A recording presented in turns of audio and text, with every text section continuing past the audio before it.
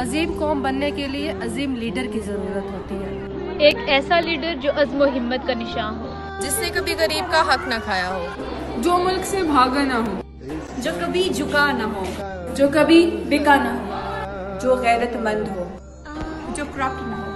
इसलिए वोट सिर्फ खान का। वोट